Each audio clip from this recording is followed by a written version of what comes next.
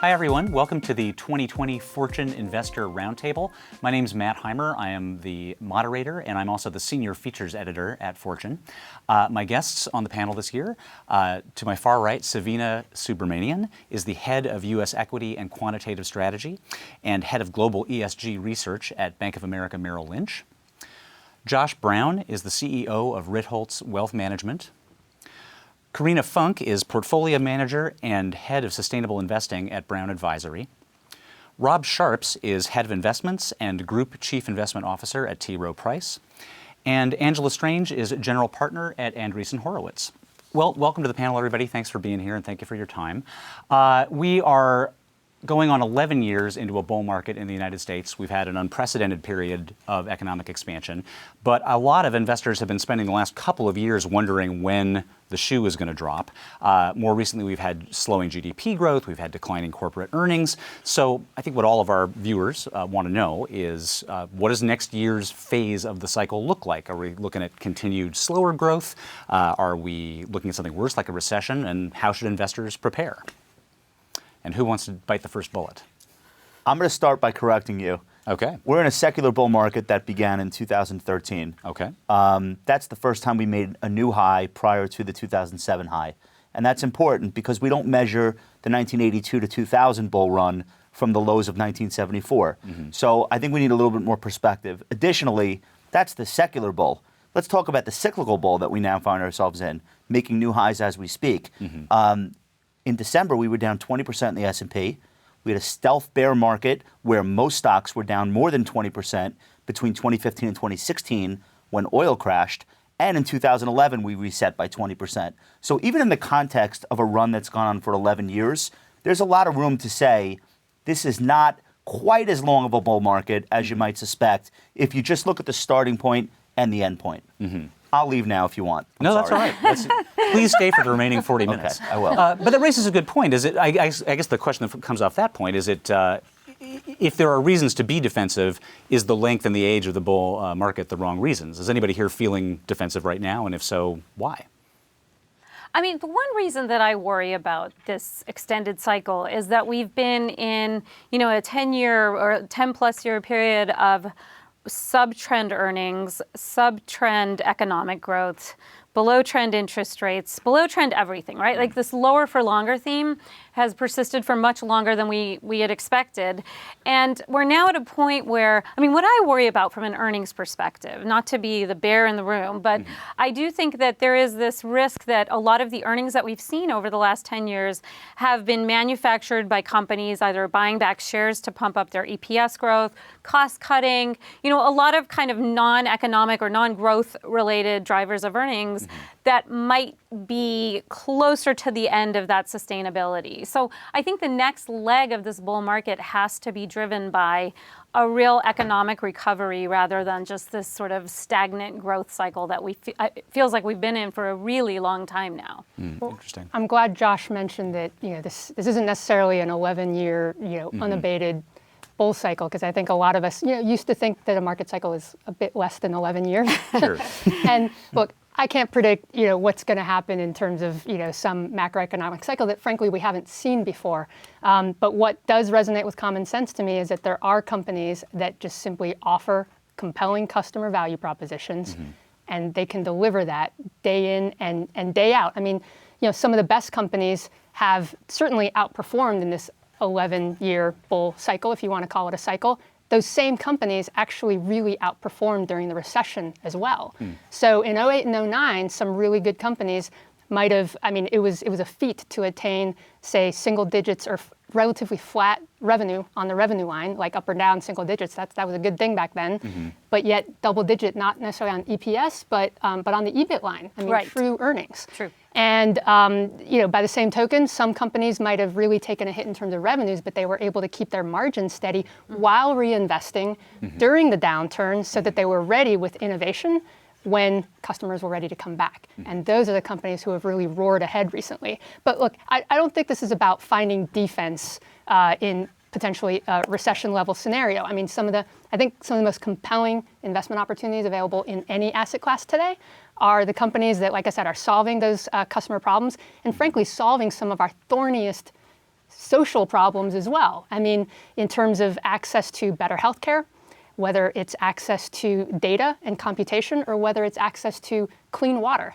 We're not going to need any less of those things that I just mentioned anytime soon. I want to come back to you on that, Karina, too, because I know that you have some companies in mind, and I do want to get back to those. Sure. But Angela, I wanted to bring you. But I will say from the private market side, a lot of the companies that I'm investing in, we've got a 7 to 10 year view before they will even hit the public markets, and so we're investing at a pretty steady straight through the bull markets and the bear markets.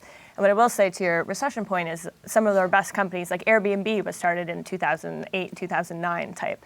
And then also to the customer pain points, when the market starts to dip, and I spend a lot of time in financial services, that's when people start to look to save more money, they look for better services, and they're more apt to switch from incumbents. And so sometimes from a customer acquisition point of view, it is a better time to get started as a company. Mm-hmm. That's a very good point. If I go back to your original question, I think implicit in it was because we've had a record long economic expansion and because we're in a period where earnings have slowed down and for the last 7 quarters have even been negative, does it imply that we're headed into a recession or that the bull market needs to be over? Mm-hmm. And I would say no. I think if you look at this economic expansion, while it's been long, it's not been particularly robust, right? Cumulative GDP growth, this economic expansion has been a little over 30%. But there are a number of shorter economic expansions that have had cumulative GDP growth of 40% or greater. I think we've also seen during the course of this bull market 2 other instances where we have pretty meaningful earnings slows down, and even in the 15-16 time horizon, a few quarters where earnings year over year went negative, kind of only to see earnings growth resume. So I would agree with Josh that we're in a position where we could actually have a bottoming in the PMIs. We could have the manufacturing sector of the global economy begin to pick up after having fought through the impact of implementation of tariffs and inventory correction, and could be kind of in a period of time where we do resume earnings growth. Mm-hmm. Although I think there is a fair question with regard to how much upside can there be given some of the points that Savita made earlier. Sure. Well, and I guess there's also, if you're looking at the market from a more fundamental point of view and looking at pricing, and some sections of there are some arenas where price to earnings ratios have become very, very high, out of line with historical averages, and that's another thing that makes some investors nervous. I mean, if there is a bottoming and there is a sort of that kind of a turn in the market, are there still some parts of the market that feel a little overvalued to people here? I mean, Rob, I know you and I had talked a little bit about some of the big tech companies and the FANGs, so to speak. Yeah, look, I think the returns this year have been powered by technology. It's the best performing sector on a year-to-date basis, up mid-30s. And I think you could say the same thing of really the entirety of this bull market.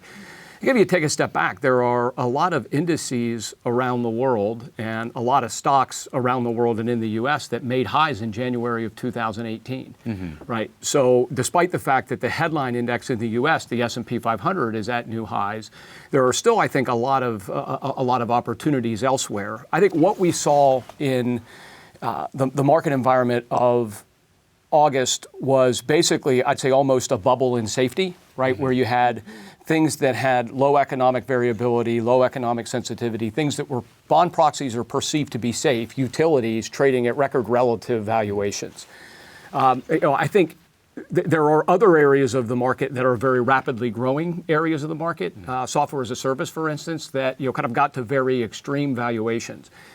In terms of technology itself, I do think technology can continue to lead the market. But if you look, for instance, this year at the performance of Apple or Microsoft, there's been a tremendous amount of multiple expansion. Right? I think that's unlikely to be sustained here. The valuations are more attractive for some of the big internet companies, the platform companies, but there are risks around those right now as well from a policy and a potential kind of regulatory perspective. The elephant in the room is that every single asset class is up double digits this year. And if we had had this meeting a year ago, November, December, we were in the midst of that 20% decline I referenced earlier. Right. And if you said, what's the outlook for 2019? We're still in a trade war. The Fed's expected to raise rates 3 times in 2019. That was what the traders in Chicago were saying with their trades. And no earnings growth in sight. And did I mention trade war? Would your answer have been yes, every asset class from gold to treasuries, high-grade corporate, high yield, U.S. large cap stocks, European stocks, Japanese stocks, emerging markets, all up, not just up a little, double digits? it's unbelievable, this period of time that we're in. And as a result, probably not going to last very long. Yeah. I think we'll get dispersion in asset classes next year. I don't make predictions, but I feel like that's a fairly easy prediction.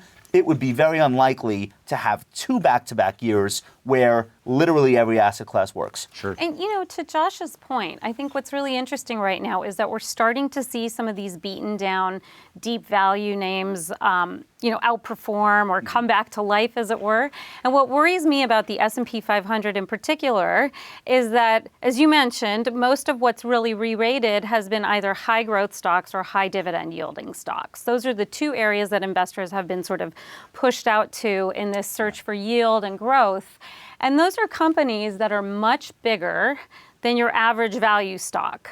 So I think if we do see this value rotation, just from a numbers basis, the companies that are going to outperform the market aren't big enough to offset some of the companies that are going to underperform the market. And that's why I worry about the S&P's levels, just in terms of an equity benchmark. So it feels But you like could more still of a, have so a it feels pretty like good- more of a, oh, I'm sorry to interrupt, but it feels like more of a stock picker's market and perhaps and less Absolutely. of I mean, a I think index this market. goes back to I think this goes back to Karina's point about looking for companies that have actually proven themselves and grown their bottom line or grown their margins and have a great business model that's immune to a slowdown in economic cycles. Right. I mean, I'm less concerned about valuation. So clearly, we've had a rising tide that has lifted Sure. many, many boats. I'm less concerned about valuation expansion when it's coincident with business models actually getting stronger. And there's a lot more to tech than the FANGs, although in terms of opportunities in tech, yes, this whole area of digital transformation and the move to the cloud, I mean, yeah, a lot of enterprises have moved email to the cloud, but there's so many more workloads to go. There's data out there that it might be just sort of low double digits percentage of workloads on the cloud that's moving very quickly up to about 80%. So then there's opportunities in terms of business as usual, modernizing. There's also industries that have underinvested in tech for decades. What are some examples? What are some companies that are kind of starting to respond to that? Construction, like building information management, manufacturing infrastructure. Talk about some areas that are really ripe for technology disruption. So a company like Autodesk, with their building information management system, they can help both in the design phase and also the building management phase when, frankly, the total cost of operations really reveals itself. A company like Aspen Technologies, they help really old industries, process industries. Think, refineries, chemicals, some manufacturing. And if you're not optimizing your unit operations, if you're not understanding those chemical reactions from the design phase to actually running the plant, you're absolutely leaving money on the table. That company has a statistic out there that they've helped their companies save $50 billion last year alone. Yeah. Industrial automation and robotics are both great trends. The problem is it's really hard to find pure plays. Yeah. Right, but that's why it is a stock picker's market, right? I actually think having the concept of a tech sector is somewhat outdated, right? Because now there's I like agree with that. Airbnb, is it a tech company? No, it's a hospitality company. And Uber Amazon Lyft, is a grocery it's store. a transportation, right? And we're seeing them in banks. And so I think we're still figuring out, how are these earlier companies going to be valued in the public markets? Like if we look at insurance, right? 1 in 10 companies in the Fortune 500 is an insurance company. Every single one of these was started before World War II. Opportunity for a new company, right? Yes. My insurer is still using software from before. Right, and they're World War II. asking you 40 questions on a piece of paper to insure your house. Like that doesn't make any sense. So do you think the incumbents will digitize, or do you think that they'll be They're disrupted? going both ways. Both ways. Tell us And some examples. I think it's great. We're already seeing, like you ask about the impact of the newer companies in these sectors. And even though their user bases might be relatively small, they're forcing the incumbents to react faster. So if we move to a different industry, Robinhood, free stock trading, right? They're up to about 7 million users, which is a small piece in the grand scheme of the pie. But then just recently, Schwab and TD both cut their commissions down to 0. Chime added more new bank accounts than Chase did last year. The larger banks are starting to offer free checking. That hasn't really existed unless you can keep thousands of dollars in your bank. So it's going both Do ways. investors prosper as a result of that, though? Because there was a massive market loss for the publicly traded brokers. Robinhood itself does not trade publicly. I doubt very highly the stock would have been up on the news that Charles Schwab was not only cutting commissions to 0, but getting into fractional share ownership, which is something that Robinhood has done really, really well. So the question is, are there situations where the challengers are almost too good and they come on too strong and they force a reaction from the incumbents? because we could talk about the robo-advisors and then Vanguard and Schwab's response. Like, do investors benefit when the disruption is too fast and everyone goes all in on free I services? think you get it like Seen that short-term, movie. long-term. So let's take something like overdraft fees. $34 billion last year paid by consumers in overdraft. Nobody likes overdraft fees. Right, I agree. But it's a solid line item on many of the banks. And so I think it's just a matter of time before companies have to figure out different revenue models because the challengers are coming up and offering free. Right. So do they figure that out now or do they figure it out later? It's this, gonna have to happen eventually. innovator's dilemma. I think it's sort of forcing to think about these longer term business models faster. Do you think the reputational benefits of building that kind of goodwill with a customer, to me that feels like a long-term investment. This is going to hurt my bottom line this year, but 5 years from now, if people love my company because I cut their fees, maybe I'm making marginal. It might have just been Purpose of reputational, advice. but now customers have options, which I think is great. Like, yes, reputational, but you're not going to do it. Fine, I'm going to switch. The market's also letting companies get away with this to some extent now, right? I mean, if you look at what happened with Disney when they went public with their streaming service and the investment that they're going to make, the out-year earnings estimates over the course of the last several years, or over the course of the next several years, went down, but the stock broke out of a trading range that it had been in for quite some time because the market said, okay, they're taking a much longer time horizon and they're trying That's to such a great capitalize point, on it. because we saw the same thing with Walmart. They announced the acquisition of Jet. It was such a ludicrous multiple. The people that cover Walmart are not technologists. Yeah. They're literally people that walk up and down the aisles in stores to see if the linoleum is cracked. So when that news came out, everyone said Walmart was crazy. was The overpaid. stock exploded higher and has not yet looked back. Yep. I don't think they're making any money on that. It's not the point. The point is they are demonstrating to the street and their investors that they want to be in the game this century. Yeah. Microsoft One with point Satya about- Nadella, same thing. Totally true. And that's one point about technology disruption. It's not like one and done. And disruption and new technology enablement is really enabling new business models. So it doesn't set each company out on a collision course or on success or failure. You talked about going to zero commissions. Another company that sort of had a race to zero, Intuit, $0 for filing your taxes. You think that's a race to the bottom, but if they hadn't already done the digital transformation, moved to the cloud, if that was just sitting on a desktop, you wouldn't have QuickBooks Live, the ability to actually connect in real time with a live person to finish your taxes. Yeah. And I don't think we thought of that. Savita tracks investment strategy based on like R&D, companies that spend a lot on CapEx. Like, you look at all that stuff. We do. Do you And see also anything about- intangible assets, which we had a Intangible conversation assets. about. Yeah, Elaborate on that a absolutely. little bit. So I think, what's interesting is that what we found is the strongest driver of longer term alpha is R&D.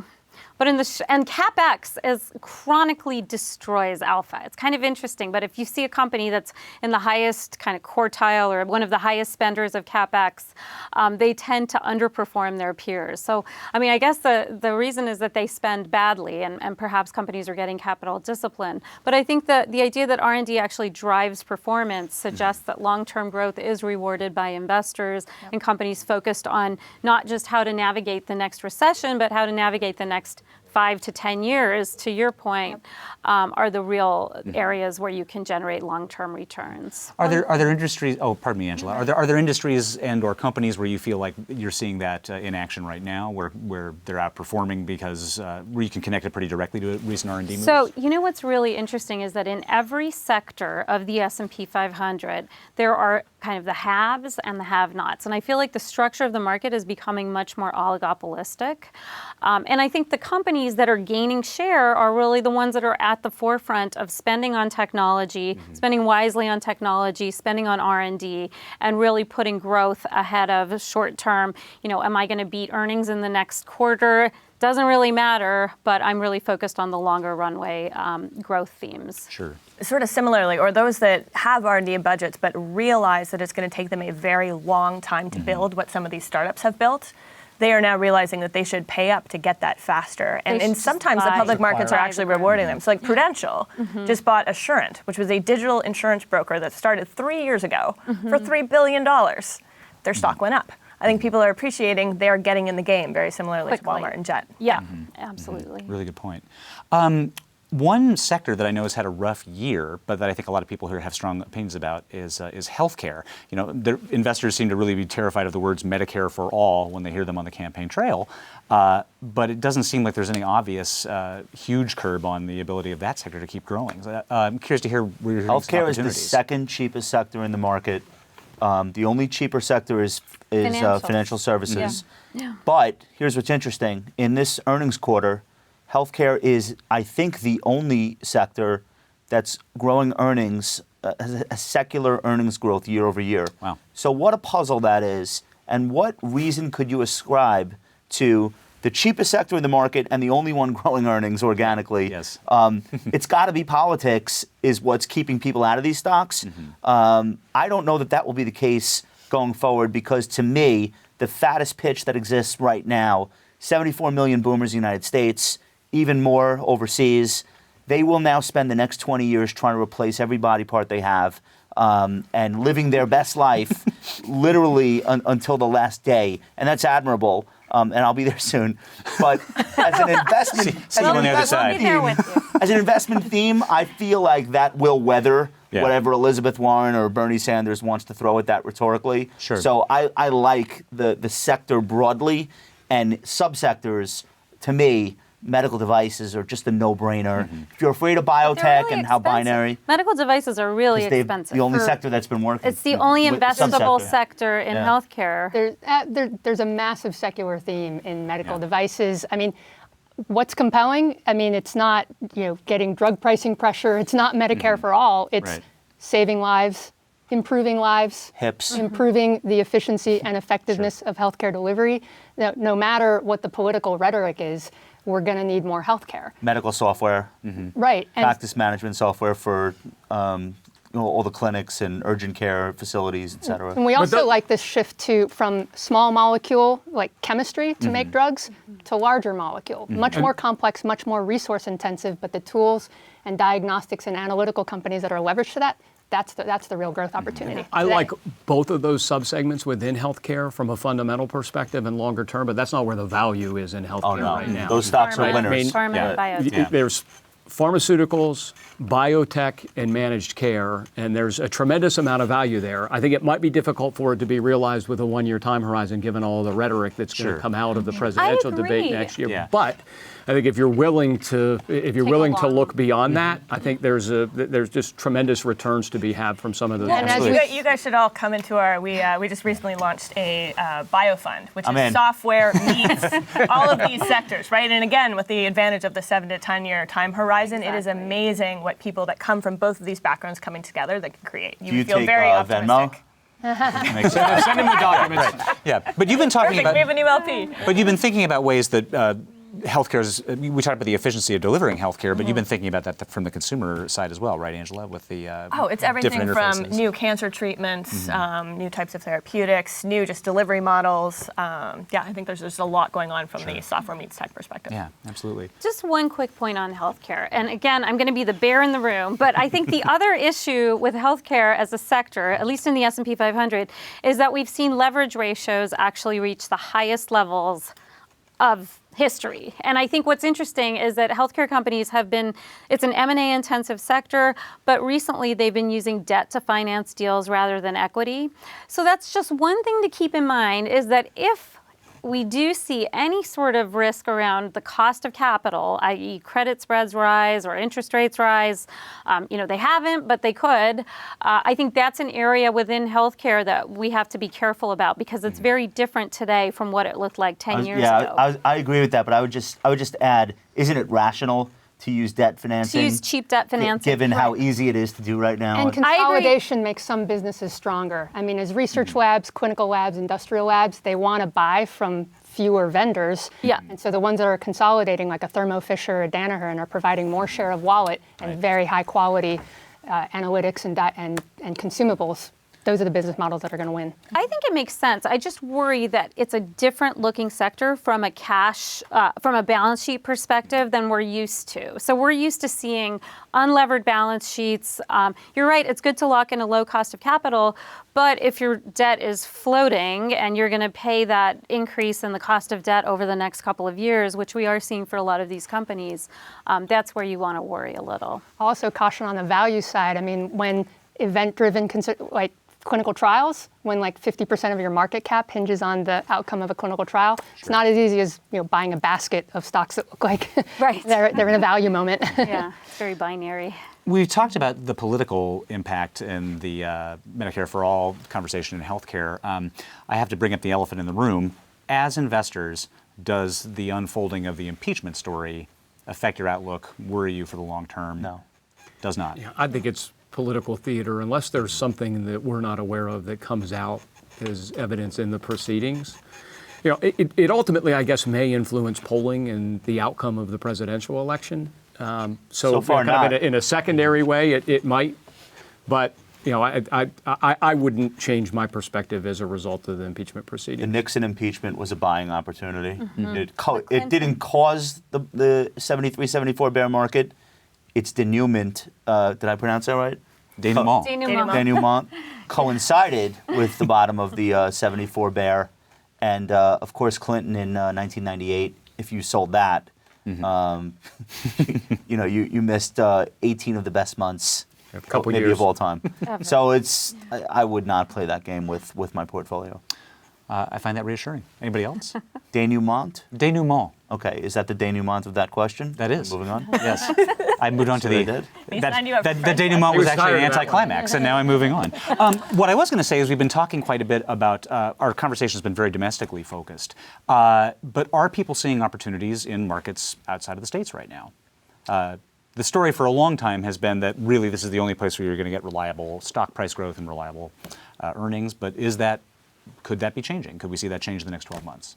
Well, it's been a 50% outperformance for U.S. stocks versus international stocks in this cycle. So for the people that said you don't need international, they look really smart. That's absolutely been true.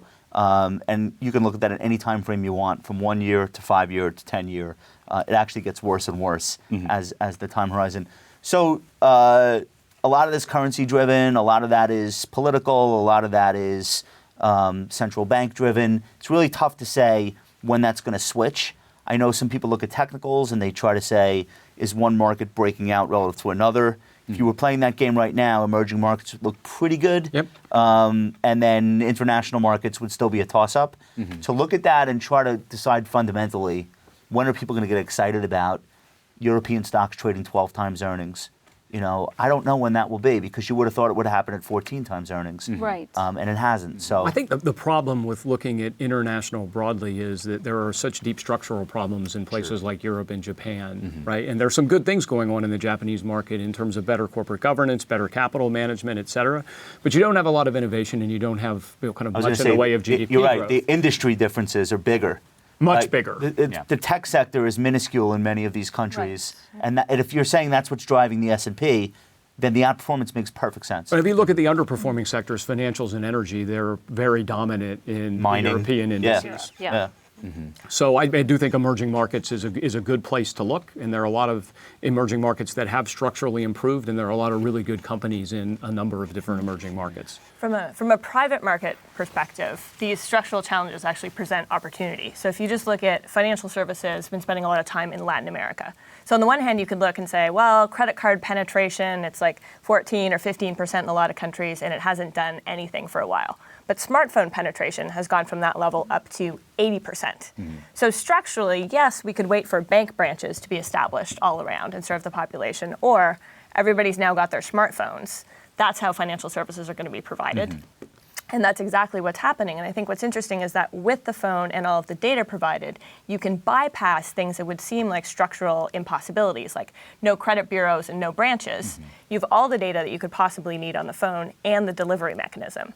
And so there's clever companies that are starting with small dollar lending, using data signals like how up to date is your Android operating system? Do you charge your phone at night, and a whole variety of other signals, and they're becoming the credit bureau and the bank at the same time. To your point, like if you bought the Brazilian ETF 10 years ago, you have no return to show for it. But if you bought Mercado Libre, you're up like 1,000% and change, which is the payment processor / e-commerce play of Brazil. So that's a really good point that you made. So there are massive secular trends that are opportunities for any global company. Sure.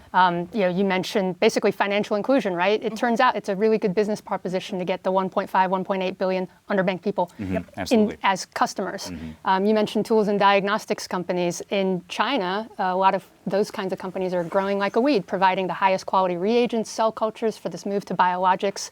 Also things like air emissions monitoring, clean water.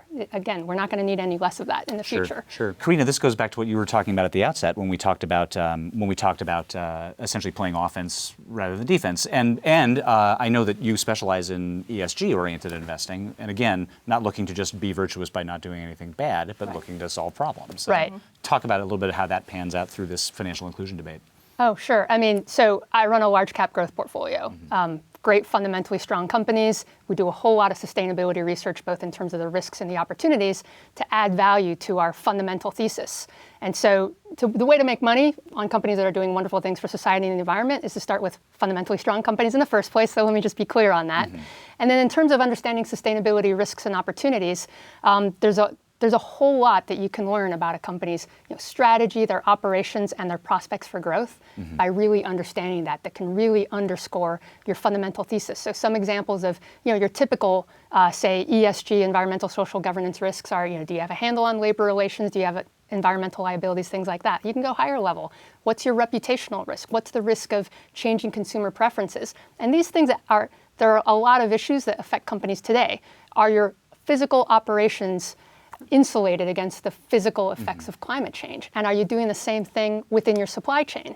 But you know what? There's not enough sort of risk management that will catapult a company into long-term sustainable growth. So yes, managing your risks is essential, but I think the best companies aren't just playing defense, they're playing offense. They're growing faster, they're improving their cost structure, they're taking market share because they're helping their customers become more efficient and more productive, they're helping their customers save money. Saving money never goes out of style, no matter where we are in a peak or a trough. Yeah, makes a lot of sense. And tell me a little more about how governance and sort of intangible assets play into that. Well, so it's interesting because we've been doing a lot of work on ESG, and one of the reasons was that if you look at the average balance sheet of an S&P 500 company, over 70% of assets are intangible. So these are assets that you can't analyze using the traditional measures, and they're more tied to reputation, intellectual property, and sort of these metrics that aren't necessarily what we learned about in business school. So we found that, it's very interesting. I think ESG is the future, and I think we're all doing it right now, but what's happening is it's being codified and more formalized and ingrained into the investment process. But really thinking about, a tech company and how happy its talent is critical to the success of that corporation, because the biggest risk for a technology company is brain drain and losing your smart people to a competitor.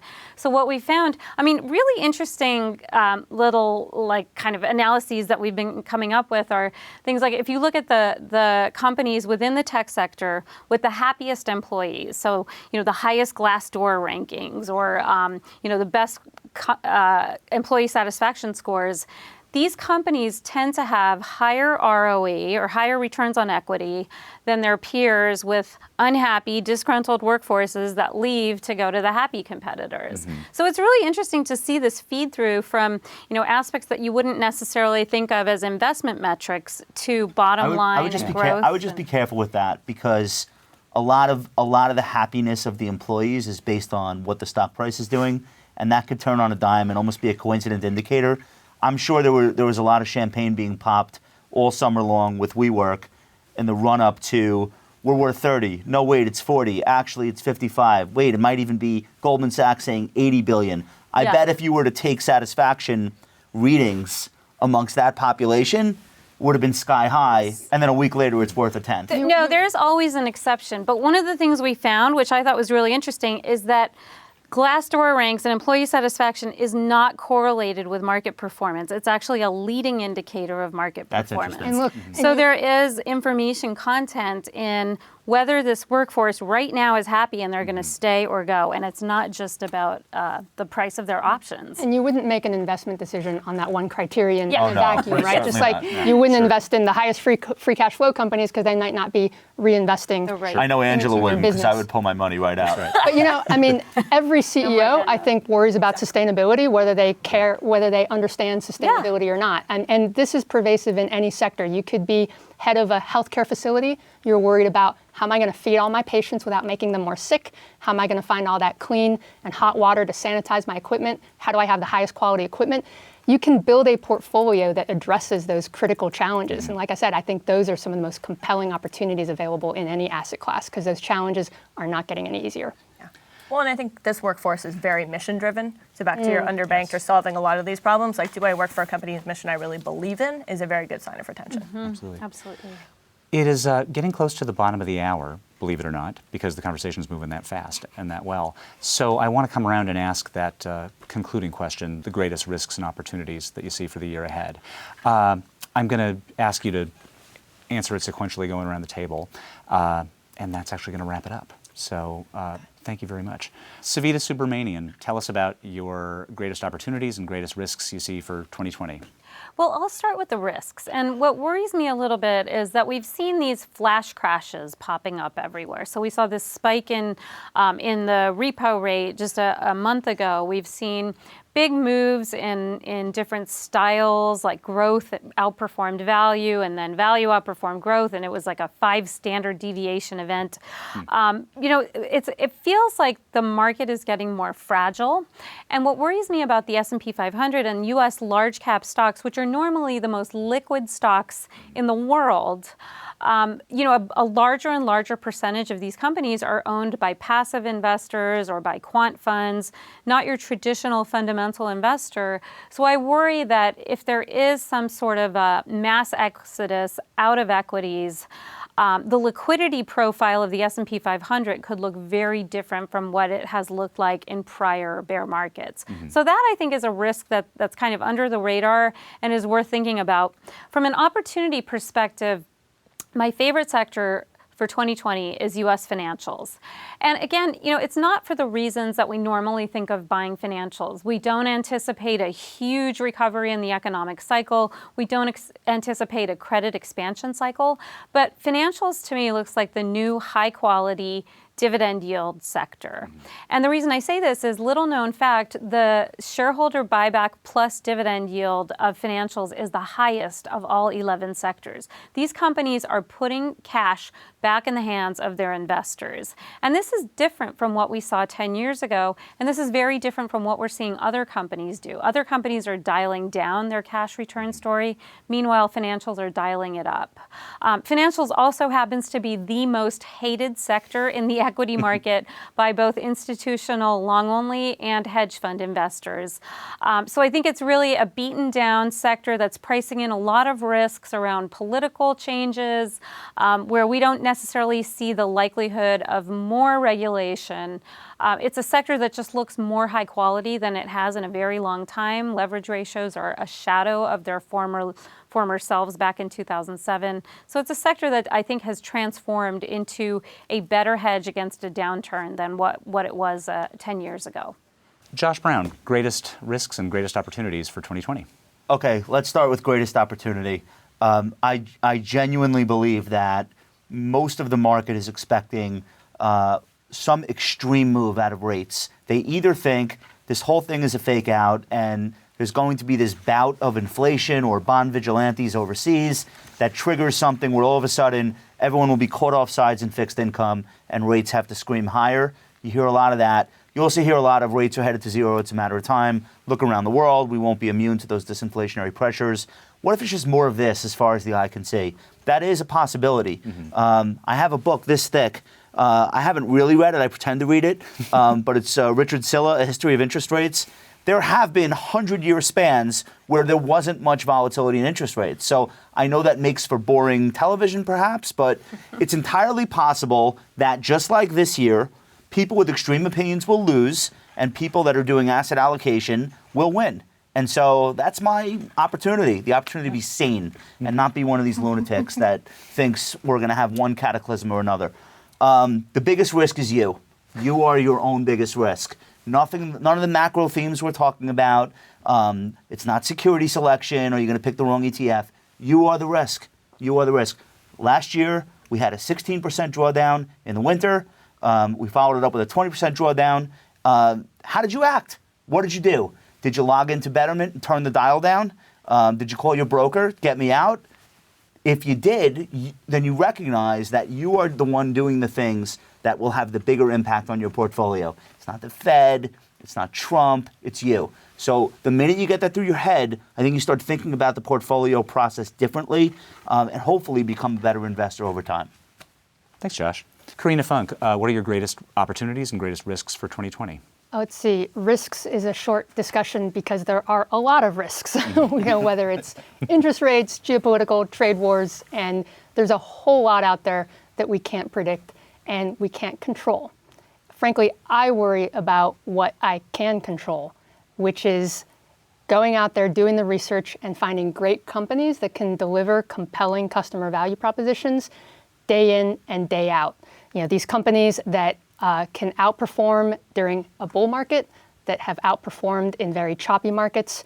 And there's I'll just mention some themes that we're excited about in our portfolio. Healthcare has been the second worst performing sector generally in the past 12 months, but yet some companies within there are up very, very strong double digits. So tools, diagnostics companies that are helping the drug discovery and move into this trend from small molecule chemistry-based drugs to large molecule, and also medical devices, just devices that help people live longer, save lives, and improve lives. Then in tech, there's clearly a lot of valuation in FANGs has played out, but there's a lot more legs in digital transformation, whether it's transforming business as usual processes, moving that to the cloud, and just modernization, and then also industries that have underinvested in technology that are ripe for disruption, whether it's construction, infrastructure, manufacturing. There's a lot of opportunity there. And then there's also the massive trend of data everywhere on many devices in every location. So companies that are leveraged to that build out, 5G, and some of the silicon that is really precise for those kinds of workloads. Those are growth opportunities. And then finally, I'll mention this trend of resource constraints. That's not going away. The fact that we have to learn to, as some companies that we invest in, do more with less, either internally, resource optimization. It's all about decreasing your inputs, but increasing your yield, whether you do that for yourself or you do that for your customers. That's compelling day in and day out. And all of these secular trends that I just mentioned are going to happen whether we're at a peak or a trough or wherever we are in terms of valuations. These are growth opportunities. Thanks, Karina. Rob Sharps, what are your greatest opportunities and greatest risks for 2018? Matt, I'll start on the opportunity side just by making the observation that it's interesting that this roundtable seems to be as positive as it is with regard to the near-term outlook. Right, there was a sentiment poll cited last week that actually had the fewest number of bulls in the history of the sentiment poll. So, I think the opportunity for me is PMIs are bottoming. There still is a fair bit of skepticism around the durability of the economic cycle and the ability of earnings to resume growth next year. So I think to lean away from safety and lean into cyclicality. I like industrials in the U.S. I think there are a number of high-quality industrials, names like Union Pacific or UPS, where you can get double-digit returns. If you want to take on a little more risk, you could take on a name like United Airlines or even GE, where there's, it's messy right now. They're stabilizing the balance sheet, but you have a new CEO in there with a proven track record that, ultimately, I think can build on a number of strong underlying franchises within GE. In terms of risks, mine is around the election. And I do think that there is an outcome from the election where political leadership implements some anti-business policy that raises cost, that increases the regulatory burden, and ultimately will lead to a negative productivity shock. I think it could be particularly acute in sectors like financial services or energy. And I think those two sectors are sectors that are really influential and really important to the economy as a whole. So that would be something that I'm going to watch for and something that I'm concerned about. Thanks, Rob. Angela Strange, tell me your the biggest risks and biggest opportunities you see for the next year? I think the biggest opportunity is to create companies that will serve the 50% of the US and the more than 2 billion people worldwide that are underbanked or unbanked entirely. And here's why. It used to be, right now it's very difficult to start a financial services company. It used to be difficult to start an internet company. And along came Amazon Web Services, and they offered storage, compute, all of these things as a service. And so it went from being millions of dollars and a long time to anybody can start a company with their laptop and a credit card. Now in financial services, I often state that the Amazon Web Services era is coming to financial services. And what that means is it's not just one company, but there are several different infrastructure companies that will do things like partner with banks and package up the licensing process and some regulatory and all the different payment type networks that you need, such that instead of spending 2 years and millions of dollars and forming tons of partnerships, you can get all of that as a service and get going. So what does that do? It makes it faster and cheaper to start a company. And what it'll do is similar to the internet, it will unleash all of these experiments, some of which will become large companies of the future. We're also seeing that it's enabling people from entirely different socioeconomic demographics, probably who understand these problems from a much deeper product perspective, to start companies. There's already great founders in this space. There's going to be many, many more. Angela, thank you so much. Thanks to the whole group for being here, and thank you very much for watching. This has been the 2020 Fortune Investor Roundtable.